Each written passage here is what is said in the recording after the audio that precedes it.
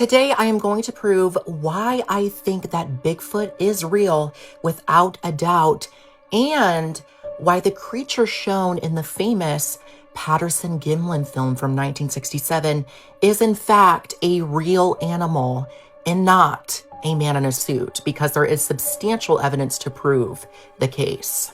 First, let's take a look at the film.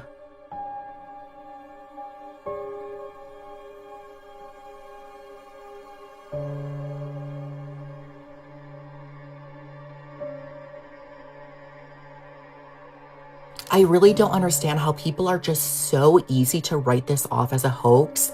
This was filmed in 1967, and the reason why I believe, and many other scientists do, that this is a real animal in this footage is just look at it. This does not look like fake fur.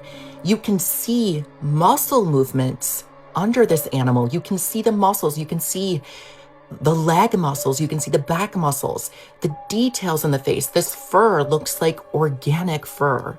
Another thing that is also fascinating about this footage is it shows a female Bigfoot, a female creature with visible breasts.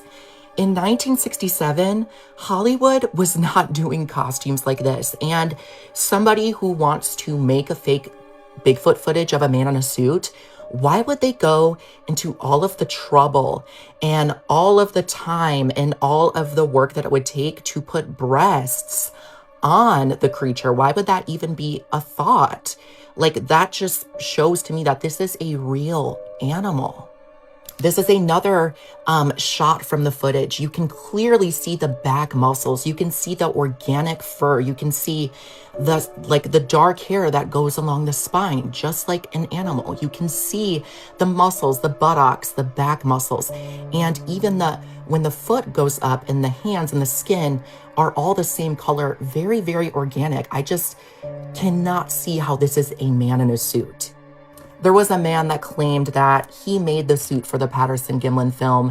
However, this is the suit that he made in the modern day versus the creature in the film. I mean, just look at the difference. Clearly a suit and clearly a real animal with muscle movements and fur, and not a suit. Also, for this to be a suit, they would have had to make a body that is not human, does not measure up to a human body.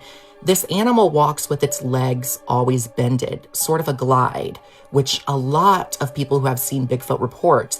And also the arms are extremely longer than a human's. And the way that this animal moves is not like any human that we know of. Also being substantially larger, the shape of the body.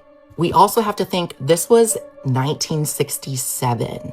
These are the ape suits that they had at the time, and it just looks nothing like the creature in this film. Clearly fake, clearly a suit, and the creature in the film is not.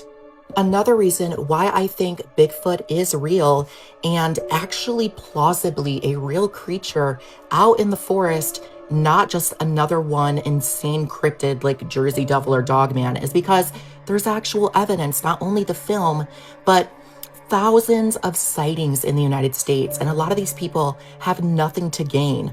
A lot of these people actually do not talk about it because they're afraid of being called crazy or being judged. They have nothing to gain. They're not looking for money or for fame. A lot of people that have seen Bigfoot tell very few people, or they want to remain anonymous.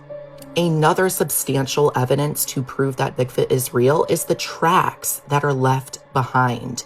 There have been hundreds of tracks found and casts made from the tracks. And I know you can just easily say, oh, it's just people making the tracks. Well, the tracks that are hoax, that are used with wood or mold, are obviously fake. It looks, not natural.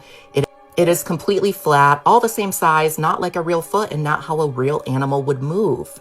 But the authentic tracks of Bigfoot show the way a real foot would move on the ground, just as if you were walking on the beach or running. Each track is going to be different with the movement of your foot. And with Bigfoot tracks, they are not human feet. They do not have an arch that a human has in their foot. And Extremely interestingly enough, some of these tracks have had dermal ridges. The lines that you have on your hands and feet have been found on these tracks. However, the dermal ridges are in a pattern that is not human. They are completely opposite in the way that the dermal ridges on a human would be. And one of the biggest arguments against the existence of this creature is, why can we not get no concrete evidence? Why is there only so little footage? Why have we not found a body? And it's because I believe that this creature is a highly intelligent being, not just some ape, but a missing link between apes and humans. And I believe that it's very highly intelligent. Think about a highly intelligent primate that is probably very closely related to us, even probably more than chimpanzees, that possibly has language, has intelligence, does not want to be found. Any person that goes in the woods and does not want to be found, they're not going to. This is an intelligent being that does not want to be found, and people just stop in the woods and put an apple on a stick like it's just some raccoon or any other animal, and not treating it like a highly intelligent being that purposely does not want to be seen by humans. It's easier to say that the creature in the Patterson-Gimlin film and the Bigfoot phenomenon as a lore is just a hoax than to accept the uncomfortable fact that there is a highly intelligent, large, ape-like creature sharing the forest with us that we have not been able to discover.